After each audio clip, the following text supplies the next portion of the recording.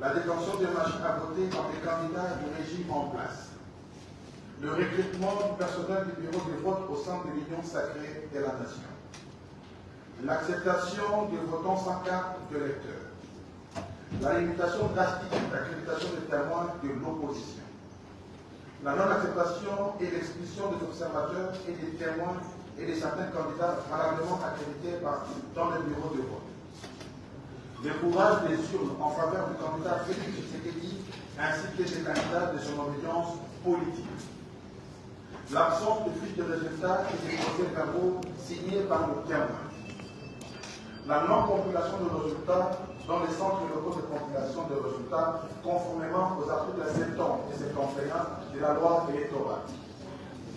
Et ce qui précède, tenant compte du rapport du déteneur de la moyenne SNCO-SCC qui corrobore l'ensemble de nos propres constants et de plusieurs autres acteurs, nous déclarons ce qui suit. 1.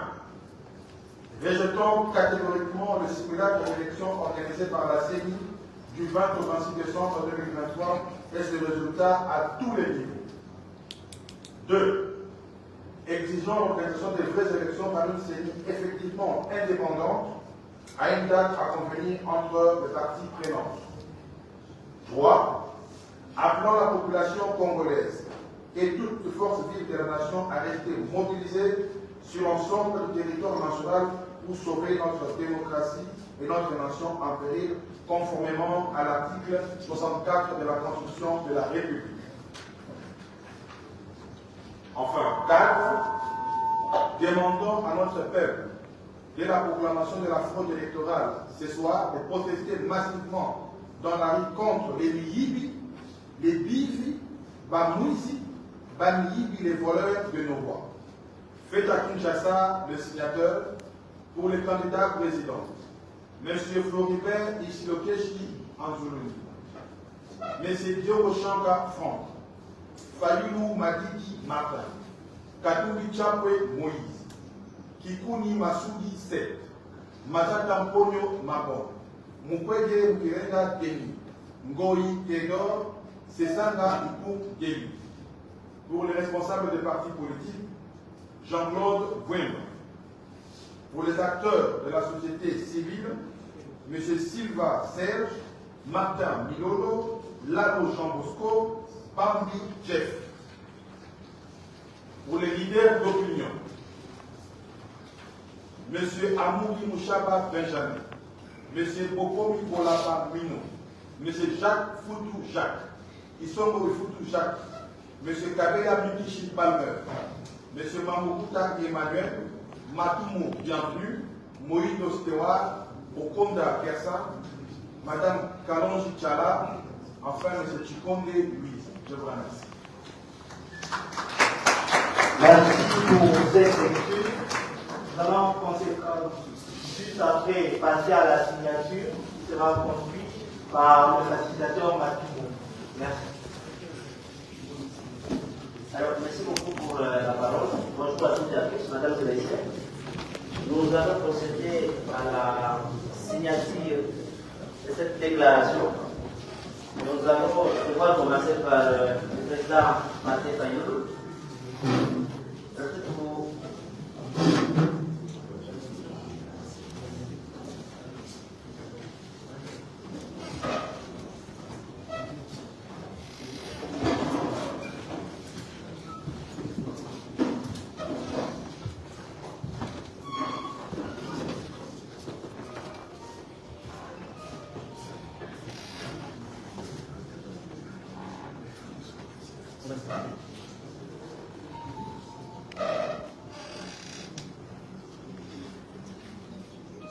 Vas-y.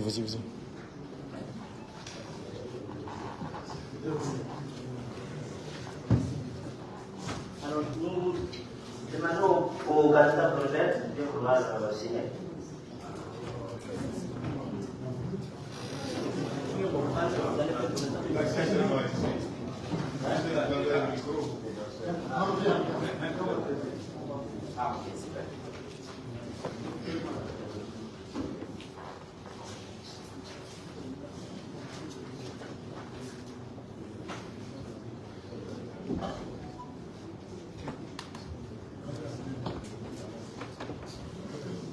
Alors, les candidats ou ce délégué de Moïse Katumbi, veuillez signer.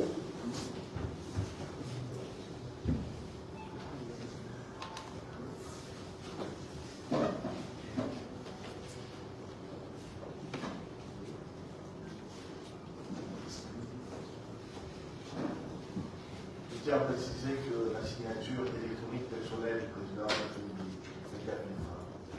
Merci, c'est noté.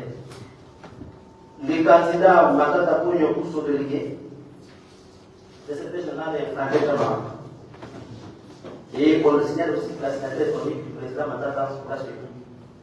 Il est déjà donné. Merci. Donc, c'est ma faute. Oui.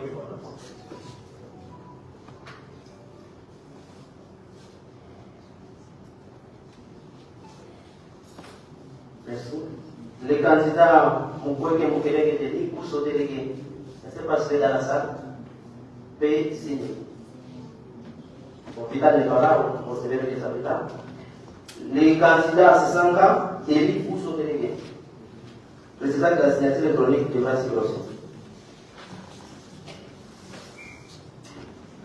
Pareillement, comme les autres candidats, la signature du président Sisanga interviendra tout à l'heure parce qu'il a donné son accord.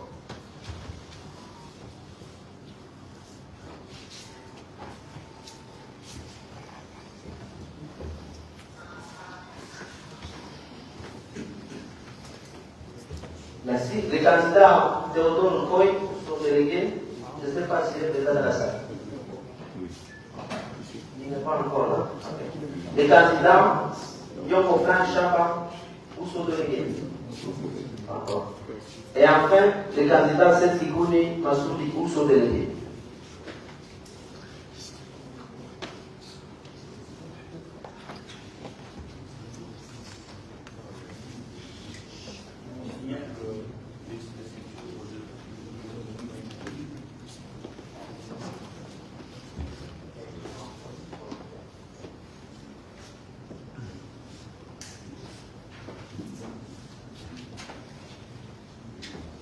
Merci. Alors, on va essayer. Pour les responsables des partis politiques, Jacob Jumba, vous sont délégués. Allez-y, passez la question. Et s'il y a d'autres responsables des partis politiques de la action dans la salle qui voudront bien signer la déclaration, ou d'autres partis politiques qui veulent se joindre à cette dynamique, peuvent se manifester. Ou alors, s'il y a des organisations de la société civile qui voudront bien signer et se joindre à la dynamique, peuvent se manifester.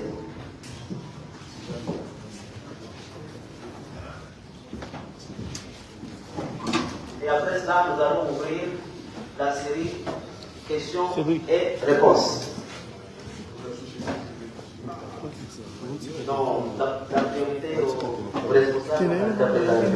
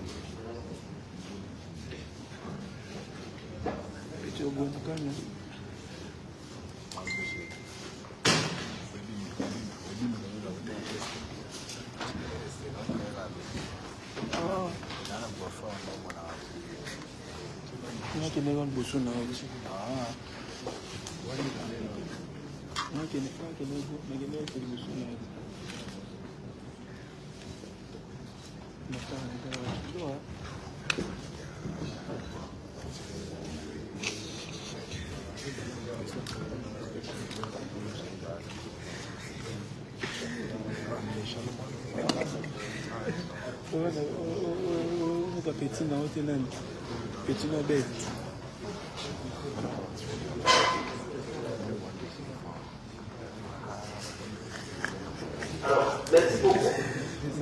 Merci beaucoup, chers candidats présidents et chers représentants des partis politiques, pour votre engagement. Je rappelle que c'est un engagement que vous prenez. Cet engagement, je l'espère bien, ne va souffrir d'aucune forme de problème et que nous espérons que cette dynamique va aller jusqu'au bout. Et j'insiste dessus, votre responsabilité est engagée. Soyez-en conscients et les peuples et l'histoire noteront ce que vous avez fait ces jours de 16 mai, qui est une date aussi remarquable dans ce pays, si on se trompe dans l'histoire récente de 2016, le 31 décembre 2016. C'est une date assez significative et donc votre responsabilité est pleinement engagée. Alors nous allons ouvrir la série de questions et réponses. Nous allons faire les 5 premières réponses. Vous présentez pour quelle chaîne vous travaillez ou pour quelle organisation vous êtes invité. Je vous remercie. Merci pour le nom. Je suis Dominique, sénateur par Auto-Concours. J'ai 3 petites questions. La première, c'est la question que s'est posée tout le monde. Vous avez été incapable de dégager un candidat commun de l'opposition pour affronter M. Félix Tshisekedi. Comment se fait-il qu'en si peu de temps, vous soyez d'accord pour contester le résultat? Deuxièmement, vous voulez de nouvelles élections avec de nouveaux animateurs de la CENI. Est-ce que cela veut dire un dialogue que vous demandez indirectement? Et la dernière, est-ce que votre position serait la même, malgré les irrégularités, si un candidat de l'opposition, le président Martin Fayou ou le président Moïse Katumbi, avait été proclamé vainqueur par la CENI? Merci. Merci. Une autre personne?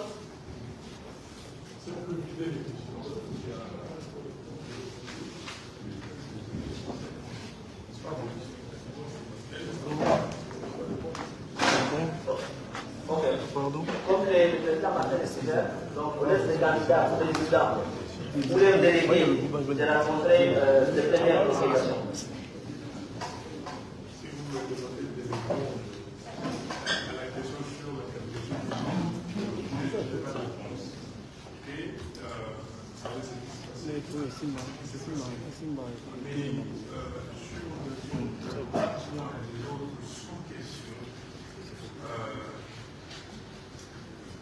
Est-ce qu'il y a une élection?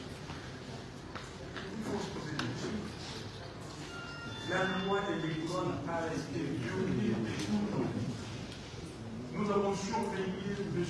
Kadima dans l'organisation des opérations d'identification et enrôlement des élections. Nous avons fait des communiqués pour dire que c'était l'arnaque totale. La passation de marché. Les cartes des électeurs, vous avez vu comment elles étaient. Quand ils ont déjà fait la répartition, ce qu'ils ont appelé la répartition des quotas, ils avaient déjà estimé l'estimation des électeurs attendus province par province. La répartition des kits, je prends par exemple la province du Kasaï central, où il y avait, d'après les statistiques, 3 millions et 1000 habitants.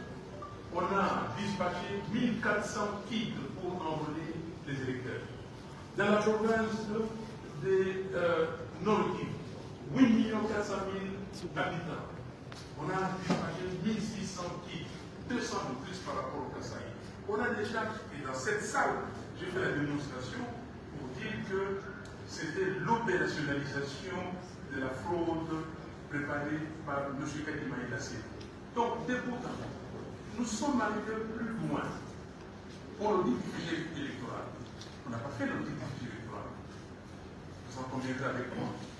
Et la preuve, c'est que le jour des élections, beaucoup de gens n'ont pas trouvé leur nom sur les listes qui étaient affichées. Plus loin, on demande à ces messieurs quand même qu'on fasse le citoyen, les évêques et les pasteurs protestants, ont demandé le député citoyen, il n'a pas voulu. Au moment d'afficher des listes, de publier des listes, conformément à l'article 6 de la loi électorale, on n'a rien vu. L'article 8 également a été violé. La cartographie, on ne nous a pas donné la cartographie, nous avons identifié des bureaux fictifs. Et les jours d'élection, parce que je dois aller plus vite, les jours de l'élection, vous avez vu que la loi, article 52 de la loi électorale, dit clairement que l'élection se tient en une journée, un jour férié ou un dimanche. Et on a prorogé les élections sur 7 jours. Est-ce que nous avons assisté à une élection, ou à des élections, ou à une parodie d'élection? Vous avez mis le courage des gens. M. Kadima et la CNI, s'ils voulaient organiser de bonnes élections, pourquoi n'ont-ils pas demandé un délai supplémentaire de 7 petits jours? On pouvait voter hier, maintenant, comme on avait voté en 2018, pour qu'ils puissent dispatcher les machines dans tous les bureaux de vote. Pourquoi il ne l'a pas fait? Simplement parce qu'il avait besoin de jours supplémentaires pour bourrer les jours. Il avait besoin de cette coupure et il l'a fait. Et vous avez vu, il y a des machines qui étaient placées ailleurs, des machines qui étaient destinées dans certains bureaux, quand on a des bureaux à Gaba par exemple, qu'on a utilisés ailleurs, qu'on a amené à Gaba 2-3 jours après. Donc pour nous, nous n'avons pas assisté à des élections. Donc il faut refaire ces élections. Vous allez parler des coûts des élections. On nous parle d'1,1 milliard, 1,3 milliard, 1,5 milliard, on ne sait pas exactement le montant. Mais il faut un audit. Dans un pays sérieux, le procureur général de la République devait déjà se saisir de ce dossier. On a trouvé les machines chez les particuliers. M. Kadima et M. Toto doivent répondre. M. Kadima a failli tomber l'ordre public parce que les Congolais sont calmes. Et tous les observateurs étrangers se posent la question, comment est-ce que rien ne s'est passé? Mais vous devez savoir que le pays est menacé. Si nous, on a dit que non, que les gens, qu'on ne donne pas des mots d'ordre autres que rester calme, aller voter, voter celui qui vous devez voter ou celle qui vous devez voter, vous aurez eu des problèmes. Et s'il y a un imposteur qui s'était servi de cette situation, qu'allez-vous dire? Donc, M. Kadima doit être arrêté immédiatement et transféré devant les instances et nous dire qu'est-ce qu'il a fait de ces 1 milliard de plus qu'il a pris et pourquoi on est en train de trouver les machines chez les gens et pourquoi il a organisé cette fraude. Donc, pour nous, je m'arrête là. Il n'y a pas eu élection. Nous devons nous remettre ensemble, toutes les parties prenantes, pour nous dire comment est-ce que nous devons organiser des bonnes élections avec une CNI recomposée. Cette CNI sera composée d'équipes et il faut faire ce qu'on appelle le calcul de coût d'opportunité. Le coût d'opportunité est énorme si nous continuons comme ça, parce que nous allons encore avoir 5 ans d'un gouvernement, d'un pouvoir illégitime. Et qui va venir investir? Dans les 5 dernières années, quel investisseur est venu ici? Quelle est la situation des Congolais?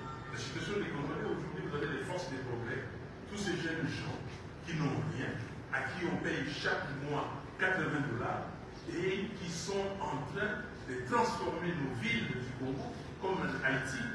Demain, ce sera Haïti. Vous avez du mal à faire une action ici sans avoir les forces du progrès, la milice, les groupes de défense, vous attaquez avec des machines, des machettes. Et la police même est dépassée. La police est dépassée. Le patron de la police m'a dit, vous savez que cette situation existe, pourquoi vous mélangez la police et les forces du progrès?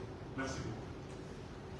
Alors, juste pour écouter brièvement, parce que le président Baïlo a été suffisamment exhaustif. Je pense que la particularité de la rencontre de ces jours, c'est que vous voyez, au-delà de l'aspect partisan de chaque candidat qui avait postulé, d'autres forces qui s'adressent autour de nous. Vous avez les forces sociales et politiques, et vous avez les candidats qui étaient adversaires, et qui ont tous la même lecture de la situation. cette lecture amène une mobilisation de notre peuple.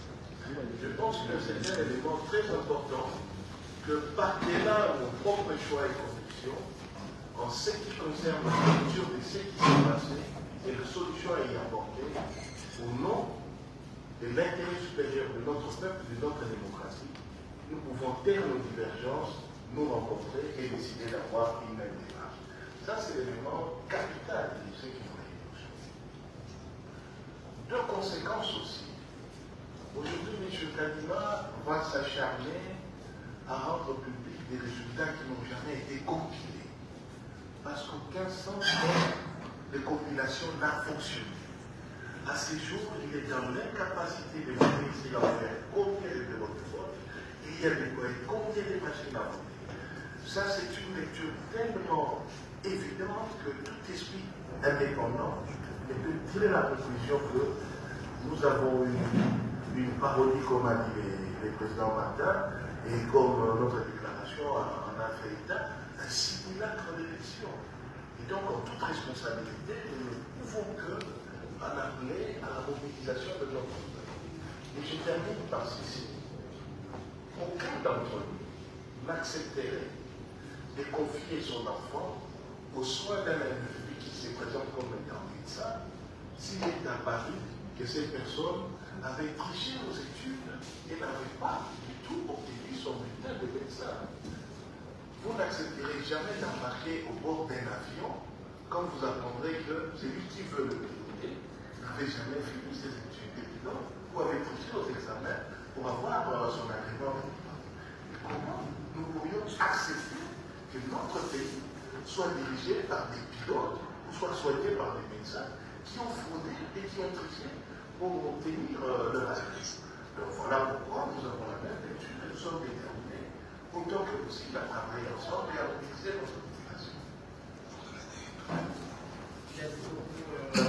Merci beaucoup, Yanis et Monsieur le Président, pour vos réponses. Une autre question dans la salle? Merci, ce Corneille Koubaki, pour le compte d'Actu 30. Aujourd'hui, j'ai une question de nouvelle sélection. Mais alors, la question se pose avant la tenue des élections, il y avait des irrégularités. Le président Martin avait été parmi les candidats qui ont saisi la Cour constitutionnelle pour dénoncer cela. Pourquoi, après cette tenue des élections, vous réclamez l'annulation? Pourquoi vous n'insistez pas sur cette démarche? Votre question, c'est par rapport à cette protestation, la mobilisation, c'est pour quelle finalité la partie de la population proteste, mais après, c'est pour quelle finalité? Parce qu'on a déjà un candidat qui sera élu. Et pour finir, est-ce qu'aujourd'hui, par rapport à. Vous répondez peut-être sur la dernière question de mon portable, sur laquelle vous n'avez pas répondu. Est-ce que vous serez disponible à répondre à une interdit, notamment d'une médiation, parce que vous appelez à ce que le parti présidentiel réunisse, mais sous quelle médiation? Est-ce que vous venez peut-être de concilier dans ce sens pour trouver des médiations? Est-ce que si aussi des mains tendues dans ce sens-là, vous serez positif? Merci. Est-ce que peut-être répondre ou on le parle? Floribert.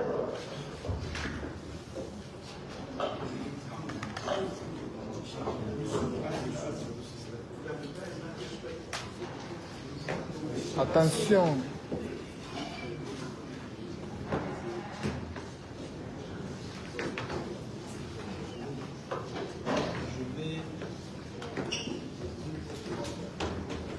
Je vais répondre à la question de la finalité.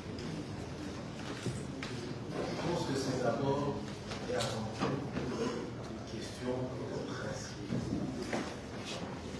Nous avons été habitués, je pense, à accepter tout ce qui est difficilement acceptable dans tout autre contexte. Nous devons, si nous voulons que le pays aille de l'avant, notre niveau d'exigence, c'est extrêmement important. Notre niveau d'exigence en tant que citoyen, parce que nous sommes avant tout des citoyens, devrait être beaucoup plus important. Mais vous remarquerez que lorsqu'il s'agit du Congo, on trouve toujours des mitigations. qui vous donne l'impression que ce qui ne serait pas acceptable ailleurs pourrait l'être ici. En ce qui nous concerne, il y a vraiment 2-3 faits qui ont déjà été soulevés ici que nous trouvons graves et préoccupants. Et je le répète, je le reprends parce que je pense qu'il faut insister là-dessus. Premièrement, la loi est claire sur la durée d'organisation d'une élection. La loi circonscrit cette organisation volontairement pour 2 raisons. J'insiste là-dessus parce qu'il ne faut pas qu'on nous donne l'impression que c'est subjectif simplement ce que nous faisons ici. Et politique. C'est d'abord et avant tout important pour la survie de la démocratie dans notre pays. La loi donne non seulement le jour, on vous dit dimanche ou un jour férié, mais la loi précise les heures, de 6h à 17h, parce qu'il y a 2 aspects là-dedans extrêmement importants en démocratie. La transparence et l'égalité de chance à tous. Lorsque vous décidez de ne pas respecter et de passer au jour suivant, la question de transparence saute. Expliquez-nous comment est-ce que les témoins, parce que j'entends beaucoup de questions sur les témoins, mais ceux qui avaient des témoins, plusieurs avaient des témoins. Qu'est-ce que vous faites des témoins le 2e jour, le 3e jour, le 4e jour, le 5e jour et le 6e jour? Conséquence, aujourd'hui, on nous dit d'ailleurs qu'il y a des bureaux, et on l'a vu, qui n'ont pas de PV. Et autre conséquence aujourd'hui, on nous apprend hier, chose très grave, qu'il n'y a pas eu de compilation. Au-delà de nos côtés partisans, moi je nous appelle, nous, à une question de citoyenneté. C'est très important. Nous sommes, comme vous le savez, nous venons d'entrer en politique. C'est une question de survie d'une nation. Comment pouvons-nous accepter ce genre de choses et simplifier en disant il y en a un qui a gagné et les autres ont perdu? On viole le jour.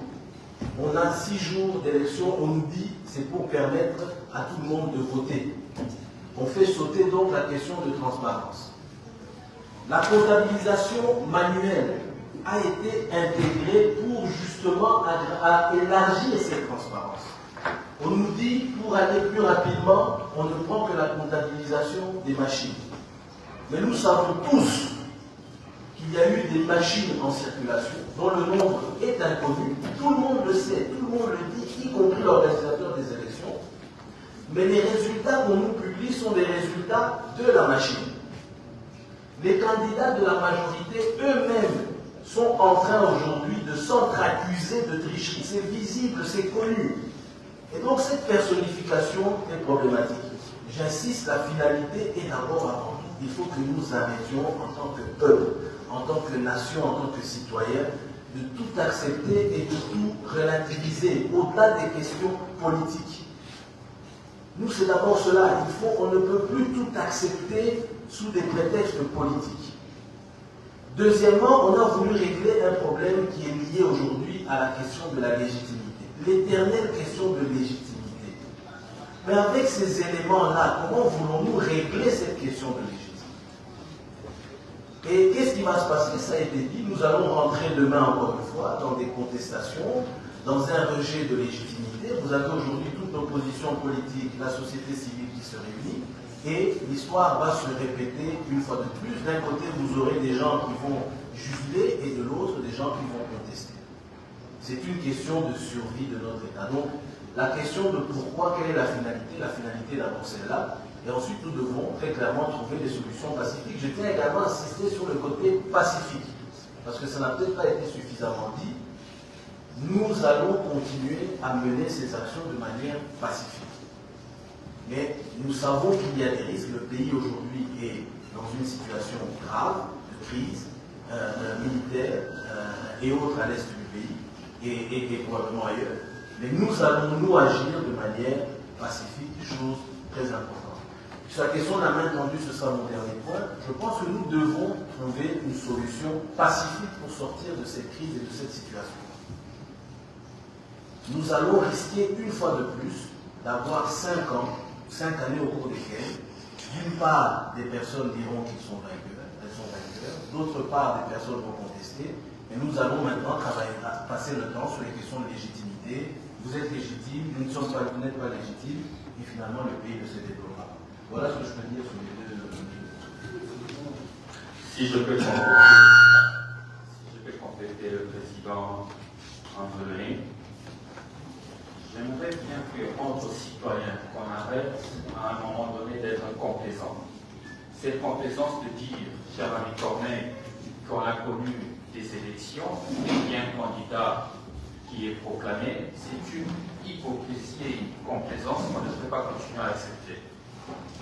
Nous sommes tous au courant que ces élections est une farce en réalité, un cocktail de popularité, et ici nous voulons faire semblant comme si tout allait bien et tout marchait sur le bled. Moi je pense que tout Congolais, citoyen que nous sommes, nous avons vécu, je crois, dans ce pays 3 cycles électoraux, mais ces élections sont toutes sauf une élection. C'est ici le lieu de dire que M. Tshisekedi ne sera pas président de ce pays parce qu'il n'est pas élu, il veut prendre le pouvoir par la force, alors le peuple congolais est appelé à résister conformément à la Constitution dans son article 64. Nous avons le droit constitutionnel de manifester contre cela et la Constitution nous donne ce droit-là. Il n'y a pas eu élection, il y a eu une farce électorale, une blague de M. Kadima pour faire le passement à M. Tshisekedi. Et l'opposition n'a cessé de les dénoncer. Nous avons participé à ces élections pour démontrer que l'opposition était prête à gagner M. Tshisekedi de manière démocratique. Celui-ci n'ayant aucun bilan, il a choisi la voie de la fraude. Et nous le savons tous. Et à un moment donné, chers compatriotes, arrêtons s'il vous plaît de faire de la complaisance. Il n'y a pas d'élection, il n'y a pas de gagnant. Tout ce que nous demandons aujourd'hui, c'est de refaire de bonnes élections pour la maturation de notre démocratie. Je crois que c'est la chose que moi j'aimerais bien compléter et que cela soit ancré dans le mémoire des Congolais qu'il n'y a pas eu d'élection, il y a une farce électorale et tout ce que nous demandons aujourd'hui, c'est la réorganisation des bonnes élections avec une nouvelle série, comme on l'a toujours demandé. L'opposition est restée constante. L'opposition n'a pas changé sa posture, sauf que le pouvoir a tout fait pour se maintenir par la force. Et cette force-là, le peuple congolais n'est pas prêt à l'accepter. Nous allons mobiliser la population, comme le dit dans cette déclaration, à travers le leader, bien sûr. Cette mobilisation sera faite, et je le dis, que M. Tshisekedi n'aura ni légitimité, ni légalité, et le peuple congolais va s'autodéterminer pour son avenir. Si je dois ajouter une chose, c'est que souvent lorsqu'on parle des élections, on fait allusion toujours aux politiques, et c'est la question qui a répondu. L'opposition, vous n'étiez pas d'accord, aujourd'hui vous êtes d'accord. Écoutez, les élections n'engagent pas simplement les hommes politiques, mais c'est plutôt tout un peuple. Aujourd'hui, la jeunesse représente 70%, et c'est eux qui souffrent. Aujourd'hui, je voulais nous dire que nous allons comprendre que ce n'est pas une affaire de M. Martin Fayoulou, ni de M. Maurice Katumbi, ni de M. Matata Ponyo, mais c'est le peuple. Si nous devons comprendre ces élections, faisons passer M. Tshisekedi, on a 5 ans de souffrance, on a 5 ans de détournement, on a 5 ans de sécurité. Pourquoi nous devons toujours comprendre ce qu'on ne doit pas comprendre? On a développé une capacité. Cette capacité de bien vivre dans des conditions difficiles, on a accepté de vivre avec le détournement de rats, c'est passé. On a accepté de vivre avec l'insécurité à l'Est, c'est normal. Mais lorsque un peuple n'est pas à mesure de revendiquer ce qui se doit, ce peuple ne mérite pas être défendu. Aujourd'hui, au-delà de ces leaders devant vous, il faut voir que cette affaire engage tout un peuple. 5 ans d'irrégularité, 5 ans de souffrance. On ne peut pas encore continuer à cela. Et moi ici, quand je prends la parole et je parle, je vois plus la jeunesse qui représente 70%. Et je ne crois pas qu'un jeune sérieux, un jeune digne peut prendre ses voix et aller voter un régime que tous nous connaissons qui ne va pas servir le pays. Donc ici, il faut dissocier cette conception que Martin Fayoulou, M. Moïse Katumbi, M. Sepikouni, M. Matata, ce n'est pas eux. Parce que dans cette affaire, ils n'ont rien à perdre.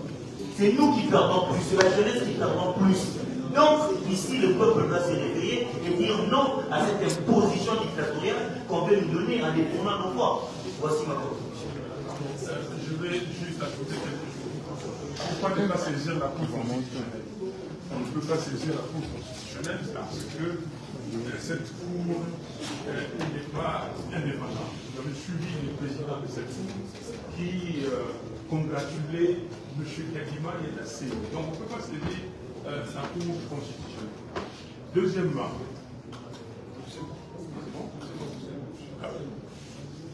Deuxièmement, nous avons essayé, nous avons saisi la Cour parce que la Cour pouvait décider ex ante. C'est-à-dire, avant, c'était voir est-ce que ce que la CENI faisait, c'était régulier, la régularité du processus. Et la Cour nous a dégoûtés. Donc, on ne peut pas saisir cette Cour, elle est au service de M. Tshisekedi. Mais je vais lancer un message à la communauté internationale. Si un pays étranger, aujourd'hui, considère que ces élections étaient des élections, c'est qu'il y a un problème. Ou on ne respecte pas le peuple congolais, ou bien il y a un sérieux problème de conception de la démocratie. Comment voulez-vous que vous avez un code électoral qui définit tout et vous violez ces codes? Prenons les articles 70 et 71, ou à partir de 69, de la proclamation des résultats. Mais on dit bien qu'afin de proclamer les résultats, il faut amener les plis au centre local de compilation des résultats. Et dans ces centres-là, il y a aussi des témoins des candidats. Et après avoir compilé, les centres envoient à la CENI et la CENI proclame les résultats provisoires à partir de ces résultats compilés dans ces centres. On n'a pas eu. Et comment quelqu'un peut justifier que ces résultats-là soient valables? Cela veut dire pour les Congos, on ferme les yeux, on dit que non, les Congos ne comptent pas dans l'agenda du monde. Nous avons le problème de l'Ukraine, nous avons le problème d'Israël et de la Palestine à régler, nous avons tant d'autres problèmes, et vous, écoutez, continuez dans la jungle, continuez dans l'illégitimité, et ça serait un manque de respect au peuple congolais. Cela veut dire que nous ne faisons pas partie des Nations Unies, c'est comme on nous traite, les FDLR sont là, au lieu de régler le problème des FDLR, non, le Rwanda est un petit pays, on prend fait de cause pour le Rwanda et non pour le Congo. Non, cela suffit, et ça suffit, et c'est pour cela que nous disons au peuple congolais, il n'y a personne qui peut porter votre destin, il n'y a personne qui peut changer les choses chez vous, chez nous, et nous-mêmes. Donc, dès qu'on publie les résultats, chers amis, ce ne sont pas les résultats des élections, c'est un mascarade, il ne faut pas accepter cela. Vous dites la main tendue, quelle main tendue? La main tendue, c'est refaire les élections, nous retrouver autour d'une table, comment est-ce que nous pouvons articuler cette période entre maintenant et comment dire, les élections organisées, comment organiser ces élections, comment mettre en place une CENI récomposée, responsable, et nous y allons. Dire autre chose, c'est un manque de respect total à l'égard de ces peuples. Merci beaucoup. Rapidement, M. Serge, et puis ça sera le mot de la fin. Parce qu'on va libérer les journalistes et pour autre chose. Juste un mot ou une phrase en lien avec la première question qui a été posée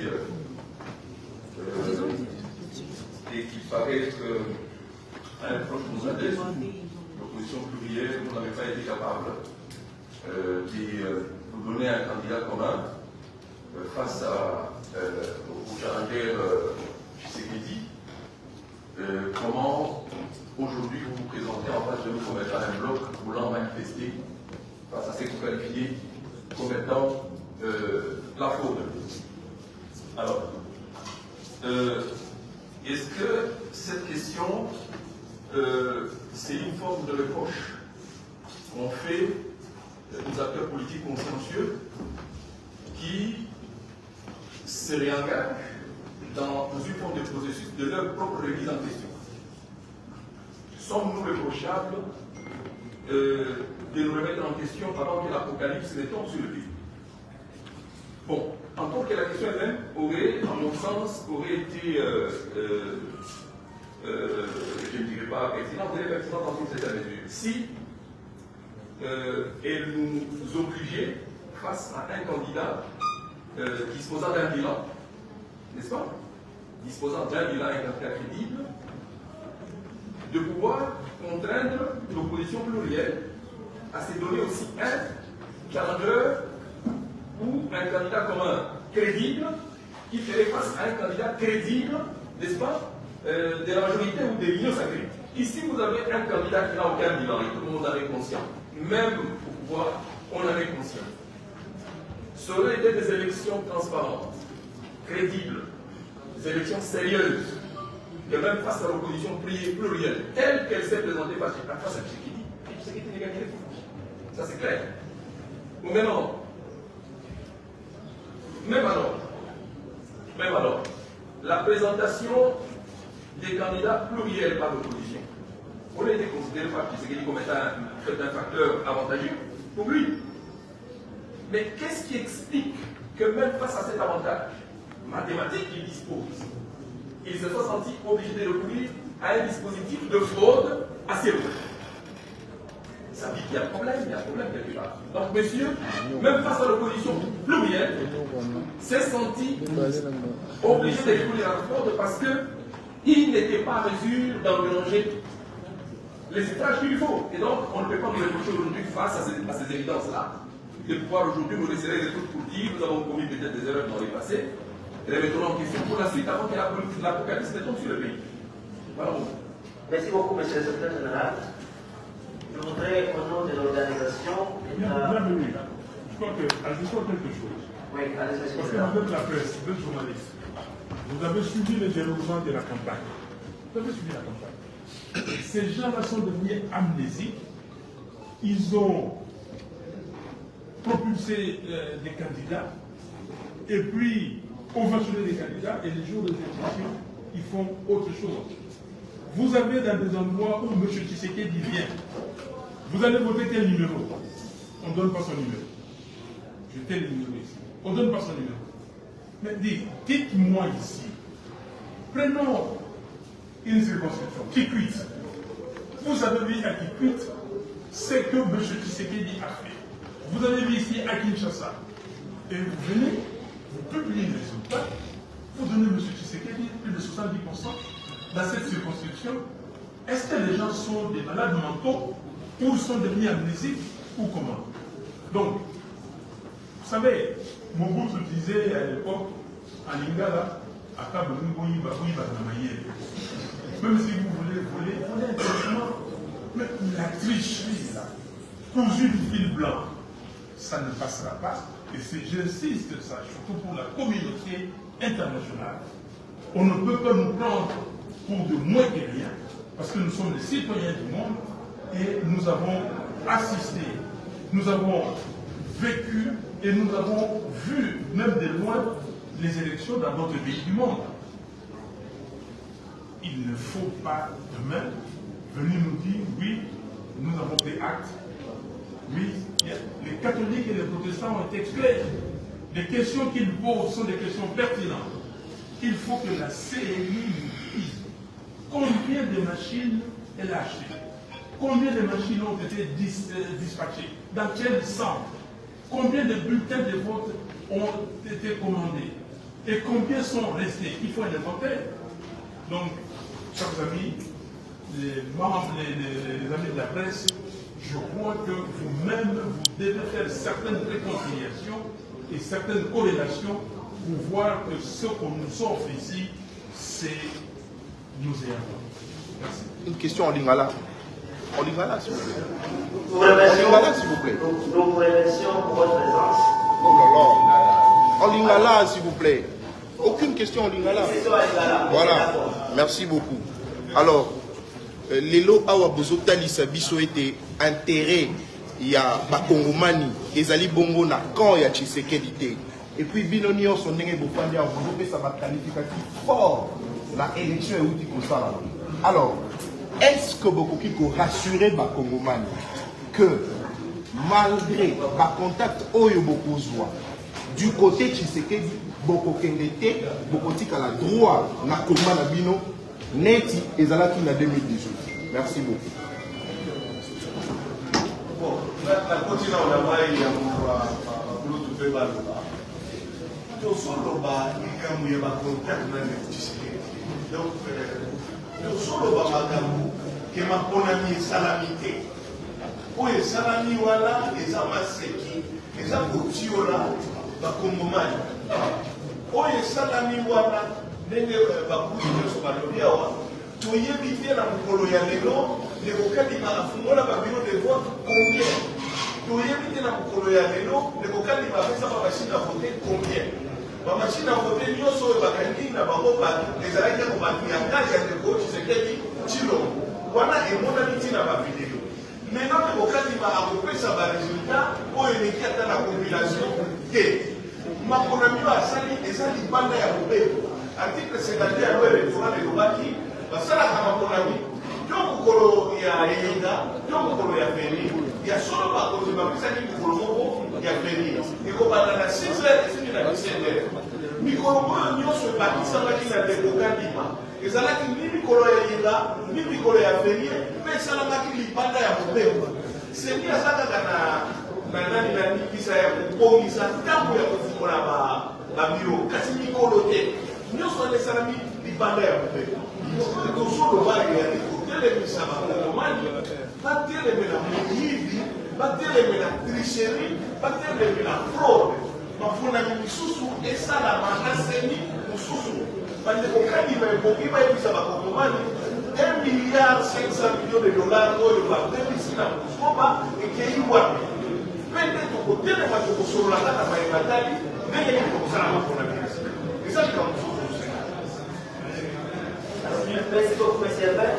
On va profiter de l'occasion pour que le délégué du docteur Mukwege, qui est présent dans la salle, voit signer le professeur Mamseka, le délégué signer le représentation.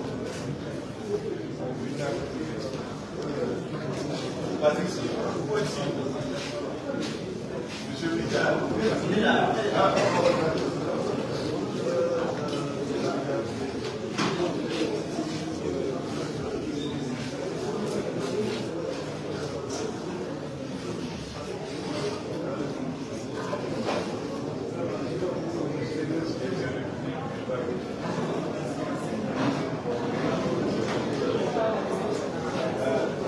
S'il vous plaît.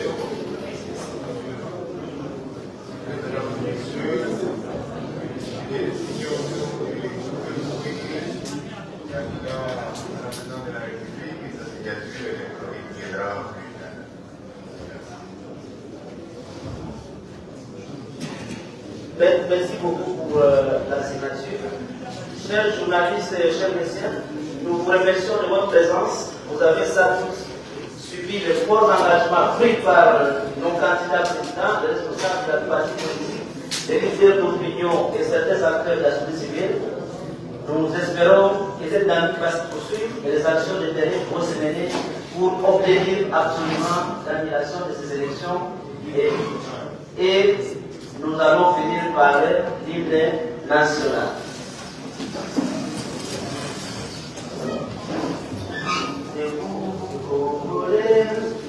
Unis par le sang, unis par l'effort pour l'indépendance.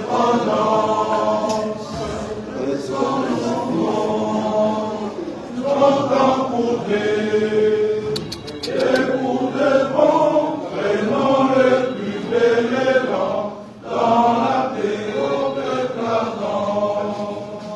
Par la peur, nous bâtirons un pays plus beau qu'avant dans la paix citoyenne. Entonner l'hymne sacré de notre solidarité.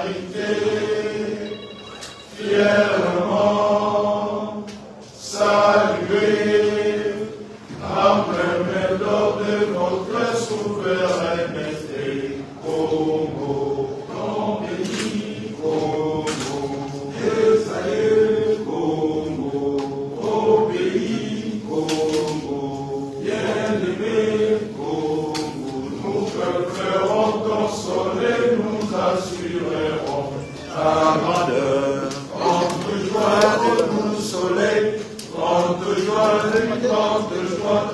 Jour sacré, sois le témoin. Jour sacré de l'immortel, serment de liberté. Que nous l'aidons à notre postérité pour toujours. Nous souhaitons de passer une bonne match et à la prochaine.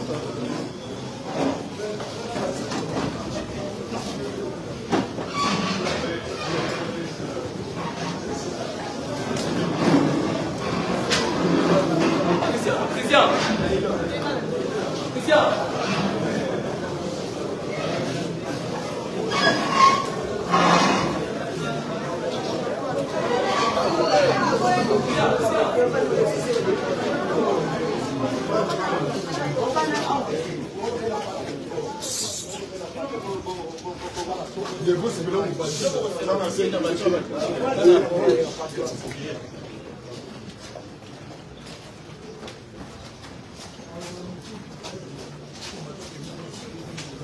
Joël, posez un champ. Ok, c'est bon.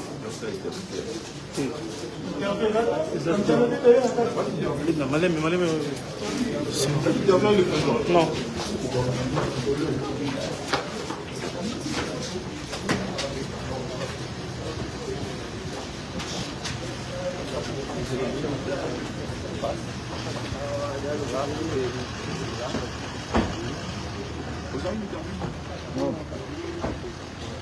Jean.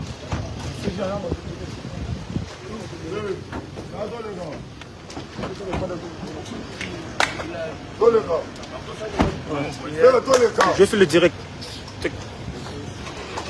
Comment ici?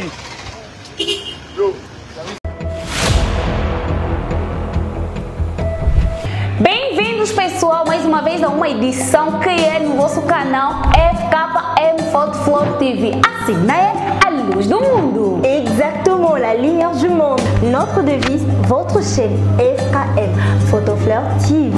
Mando já saudações ao nosso boss, nosso chefe, que é Flor Cupola, que se encontra na Alemanha. Le bisou va tout justement en Allemagne, où se trouve notre DG Flor Cupola. Venham! Venez avec vos carrières, vos projets et les thèmes. Ici ensemble, on en parlera. Aqui a gente fala de tudo um pouco, de vossos projetos, de vossos temas e de tudo quanto que vocês tiverem que nos partilhar. On est là ensemble pour pouvoir parler ensemble avec vous. Alors vous êtes le bienvenu sur notre chaîne. Não percam essa oportunidade. Aproveitem! E ratez surtout pas, venez nombreux. Pessoal, não esqueçam de nos acompanhar na nossa página de Facebook, que é FKM Photo Flow TV Oficial, e também o nosso canal de YouTube, que é FKM Photo Flow TV. Partilhem, comentem, deem o vosso gosto. Obrigado! E essas notícias vocês só encontram aqui no vosso canal, que é FKM Photo Flow TV. Assim, né? A luz do mundo. La lumière du monde. Bisous. Até já!